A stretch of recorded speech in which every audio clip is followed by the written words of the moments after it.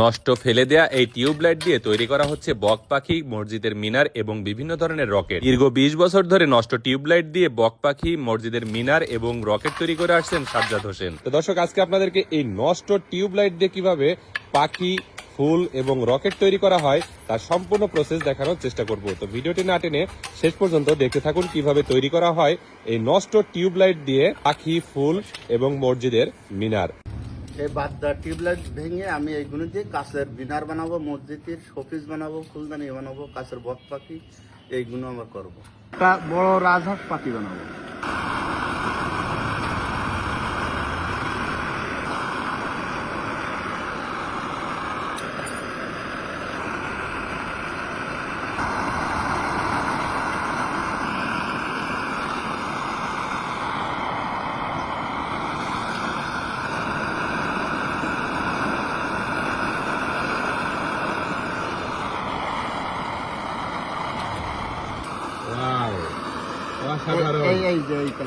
এখন এটা কালার দিলে হয়ে যাবে? হ্যাঁ, কালার দিলে এই কালার হবে। এবার কি মিনার হবে কাকা? একটা মিনার হবে মসজিদে। মসজিদের মিনার? জি।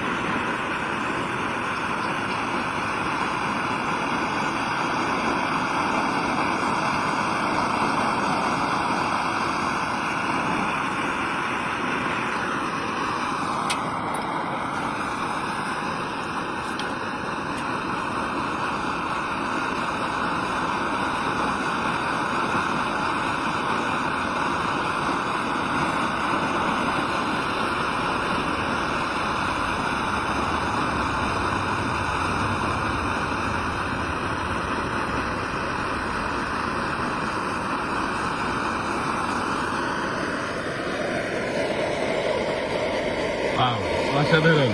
এ কি মসজিদের মিনার কাকা? হ্যাঁ, এটা ছোট গম্বুজ, মসজিদের উপরে যেটা থাকে সেটা। আচ্ছা আচ্ছা, তাহলে একটা সুন্দর করে শোপিস বানায় দেন। আচ্ছা।